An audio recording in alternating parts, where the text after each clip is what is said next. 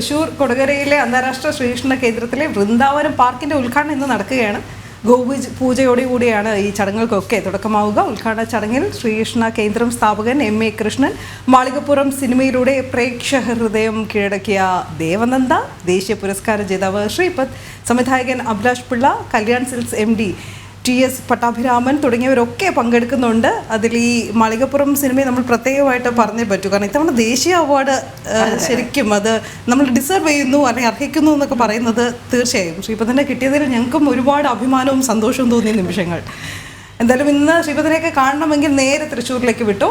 100 ഏക്കറിൽ ബൃഹത്തായ പദ്ധതികളാണ് ശ്രീകൃഷ്ണ കേന്ദ്രവുമായി ബന്ധപ്പെട്ട് ഇനി വരാനിരിക്കുന്നതും. നമുക്ക് അവിടെ നിന്നുള്ള തത്സമയ കാഴ്ചകളിലേക്കാണ് ആദ്യം പുത്തൻപുഴി കൊണ്ടുപോകുന്നത്. മനോജ് ചേരുകയാണ്. മനോജ്, നമസ്തേ. ഉത്രാടദിനാഘോഷം ഞങ്ങൾ 3 പേര് ആഘോഷങ്ങളിലാണ് എല്ലാവരും അറിയാം. എന്തായാലും ആശംസകൾ നേരുന്നു. ഞങ്ങൾ 3 പേര് ഇവിടെ ഉണ്ട്. ഞാനുണ്ട്, വീണയുണ്ട്, രോഹിണിയുണ്ട്. എന്താണ് അവിടെ നിന്നുള്ള കാഴ്ചകളും വിശേഷങ്ങളും, ഒപ്പം മനോജിന്റെ ഓണവിശേഷങ്ങളും?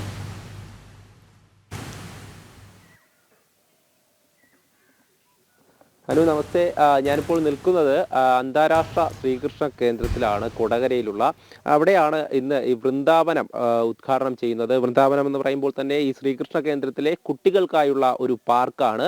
ആ പാർക്കിന്റെ ഉദ്ഘാടനത്തിനാണ് ഇത്തരത്തിൽ മാളികപ്പുറം സിനിമയിലൂടെ പ്രേക്ഷക ഹൃദയം കീഴടക്കിയിട്ടുള്ള ദേവനന്ദയും അതോടൊപ്പം തന്നെ ശ്രീപദൊക്കെ എത്തുന്നത്. അതോടൊപ്പം തന്നെ മറ്റുള്ളവരും ഈ ഒരു ചടങ്ങിൽ പങ്കെടുക്കുവാൻ വേണ്ടി എത്തുന്നുണ്ട് ഇങ്ങോട്ടേക്ക്. എന്തായാലും ഈ ഒരു അന്താരാഷ്ട്ര ശ്രീകൃഷ്ണ കേന്ദ്രം അതോടൊപ്പം തന്നെ റിസർച്ച് സെന്ററാണ്. 100 ഏക്കറിൽ ബൃഹത്തായിട്ടുള്ള പദ്ധതികൾ ഇനി ഇതുമായി ബന്ധപ്പെട്ട് വരാനിരിക്കുന്നുണ്ട്. നിരവധി പേരുടെ സ്വപ്ന പദ്ധതിയാണ്. അതോടൊപ്പം തന്നെ മറ്റ് സംവിധാനങ്ങളും, അതായത് ഗോശാല ഉൾപ്പെടെ ഇവിടെയുണ്ട്. ഗോശാലയിലൊക്കെ തന്നെ നമ്മൾ മുമ്പ് ദൃശ്യങ്ങളിലൊക്കെ കണ്ടതാണ്. നിരവധി ഗോക്കൾ ഈ ഒരു പ്രകൃതി രമണീയമായ സ്ഥലത്ത് മേഞ്ഞ് നടക്കുന്ന ആ ഒരു ദൃശ്യങ്ങളൊക്കെ തന്നെ അത്തരത്തിൽ വലിയ തരത്തിലൊരു പ്രകൃതി രമണീയത ഉള്ള ഒരു പ്രദേശം കൂടെയാണ്. അവിടെയാണ് ഇത്തരത്തിലൊരു പദ്ധതി. അത് അന്താരാഷ്ട്ര ശ്രീകൃഷ്ണ കേന്ദ്രം. അതിൽ ആത്മീയതയുടെയും അതുപോലെ തന്നെ മറ്റു തരത്തിലുള്ള ഒരു വൈജ്ഞാനിക രംഗത്തൊക്കെ തന്നെ വളരെയധികം സംവിധാനത്തോടു കൂടി ഇവിടെ എത്തുന്നവർക്ക് അതിനെക്കുറിച്ച് കൂടുതൽ, ഭാരതത്തിന്റെ ആത്മീയ മേഖലയെക്കുറിച്ചൊക്കെ കൂടുതൽ മനസ്സിലാക്കാനുള്ള സംവിധാനമൊക്കെ ഒരുക്കിയിട്ടുണ്ട്. എന്തായാലും നമ്മളോടൊപ്പം ഈ ശ്രീകൃഷ്ണ കേന്ദ്രത്തിന്റെ ജനറൽ സെക്രട്ടറി കൂടിയായിട്ടുള്ള ശിവൻചേട്ടൻ ചേരുകയാണ്. എന്താണ് ഇപ്പോൾ ഈ ഒരു 3ാം ഘട്ടത്തിലേക്ക് കടക്കുകയാണ്? ഇനി വരാനിരിക്കുന്ന പദ്ധതികൾ നിരവധിയാണ്. അതോടൊപ്പം തന്നെ നിരവധി പേരുടെ ഒരു സ്വപ്ന പദ്ധതി തന്നെയല്ലേ ഇത്? നിരവധി പേരുടെ, ഈ കേരളത്തിലെ സംഘബന്ധുക്കളായിട്ടുള്ള ഒട്ടനവധി ആളുകളുടെ സഹകരണം കൊണ്ടാണ് നമുക്ക് ഈ പദ്ധതി മുന്നോട്ട് പോകാൻ സാധിച്ചിട്ടുള്ളത്. അതിലിപ്പോൾ ഈ 3ാമത്തെ പദ്ധതിയിലേക്ക് കടക്കുന്നതോട് കൂടിയിട്ട് ഇത് വലിയ ഒരു ആവേശവും, ഈ പ്രവർത്തന പദ്ധതി ആരംഭിക്കാനുള്ള എല്ലാം സജ്ജമായ ഒരു അന്തരീക്ഷമായി കഴിഞ്ഞിരിക്കുന്നു. ഇവിടെ കുട്ടികൾ വന്നു കഴിഞ്ഞാൽ നിരവധി പശുക്കൾ, പുങ്കന്നൂർ പശു മുതൽ വെച്ചൂരും കാസർഗോഡ് കുള്ളനും തുടങ്ങിയിട്ടുള്ള ഗീർ പശുക്കൾ അടങ്ങിയിട്ടുള്ള നിരവധി നാടൻ പശുക്കൾ ഇവിടെയുണ്ട്. അപ്പോൾ കുട്ടികൾക്കും സമൂഹത്തിലുള്ളവരൊക്കെ വരുന്ന സമയത്ത് പശുക്കളെ കാണാനും പശുക്കളെ താലോലിക്കാനും പശുക്കളുടെ കൂടെ നിന്നൊരു ഫോട്ടോ എടുക്കാനും, പ്രകൃതിയുടെ ഭംഗി എന്ന് പറഞ്ഞാൽ ഇത് വളരെ ആരേശ്വര മലയും അതുപോലെ തന്നെ കോടശ്ശേരി മലയും കനകമലയും യോജിക്കുന്ന ഒരു സംഗമിക്കുന്ന ഒരു പുണ്യ ഭൂമിയാണ് അത്. വൃന്ദാരണ്യം എന്നാണ് അത് അറിയപ്പെടുന്നത്. ആ വൃന്ദാരണ്യത്തിലെ 3ാമത്തെ പദ്ധതിയാണ് ഈ വൃന്ദാവനം ശ്രീകൃഷ്ണ പാർക്ക് എന്ന് പറയുന്നത്. ഇതിനോടനുബന്ധിച്ച് മറ്റ് പദ്ധതികൾ എന്തൊക്കെയാണ് ഇനി ആസൂത്രണം ചെയ്തിരിക്കുന്നത്?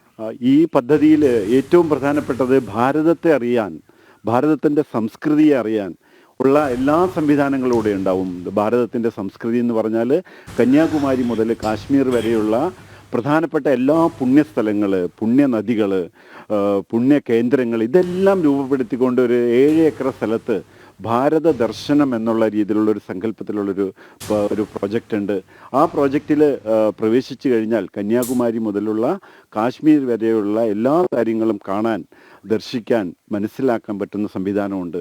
അതുപോലെ ഭാരതത്തിൻ്റെ ഏറ്റവും പ്രധാനപ്പെട്ടതാണ് നമ്മുടെ ധർമ്മഗ്രന്ഥങ്ങൾ, വേദങ്ങൾ, പുരാണങ്ങൾ, ഇതിഹാസങ്ങൾ, ഉപനിഷത്തുകൾ തുടങ്ങിയിട്ടുള്ള ധർമ്മഗ്രന്ഥങ്ങളൊക്കെ ഇവിടെ പഠിക്കാൻ പറ്റുന്ന രീതിയിലുള്ള വേദവിജ്ഞാന കേന്ദ്രം ഇവിടുത്തെ ഏറ്റവും സവിശേഷമായിരിക്കും.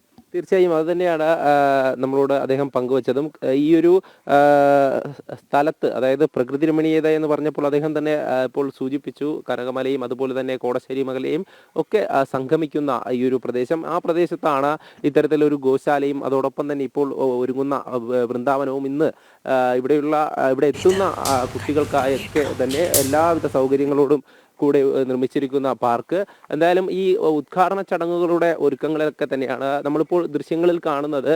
ഈ ഗോശാലയ്ക്ക് അടുത്തുള്ള ഒരു കാഴ്ചയാണ്. അതിൽ തന്നെ ഇവിടെയാണ് ഈ ഒരു ഉദ്ഘാടന ചടങ്ങിന് വേണ്ടിയിട്ടുള്ള ഒരു സജ്ജീകരണമൊക്കെ ചെയ്തിട്ടുള്ളത്. അതോടൊപ്പം തന്നെ നമുക്ക് കാണാൻ സാധിക്കും അവിടെ ഒരു കൃഷ്ണന്റെ വലിയ ഒരു പ്രതിമ അവിടെ സ്ഥാപിച്ചിട്ടുണ്ട്.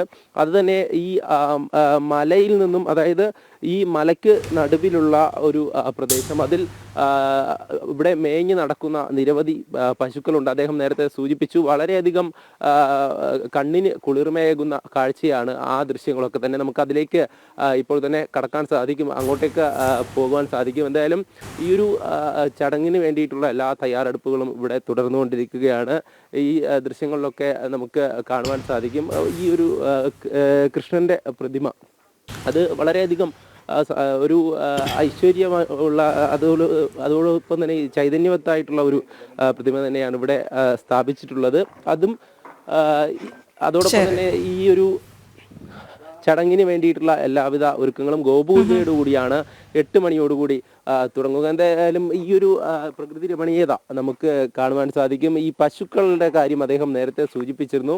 ഈ ഒരു പ്രദേശമാണ് ഇത്തരത്തിൽ ഈ ഒരു വൃന്ദാരണ്യത്തിന്റെ ഏറ്റവും കൂടുതൽ കണ്ണിന് കുളിർമയേകുന്ന കാഴ്ച എന്ന് വേണം പറയാൻ. കാരണം ഈ ഇത്തരത്തിൽ മലകൾ സംഗമിക്കുന്ന ഈ ഒരു പ്രദേശത്തിന് തീർച്ചയായും അതിന്റെ ഭംഗി ഈ ഫ്രെയിമിൽ തന്നെ കാണാനുണ്ട്. മനോജ് പറഞ്ഞ പോലെ തന്നെയാണ്. എന്തായാലും വൃന്ദാവനം പാർക്കാണ് ഒരുങ്ങുന്നത്. ഇന്ന് ഉദ്ഘാടന ചടങ്ങുകൾ നടക്കാനിരിക്കുകയാണ്. തത്സമയ ദൃശ്യങ്ങൾ നമുക്കായിട്ട് ഇങ്ങനെ നൽകുമായിരുന്നു മനോജ്.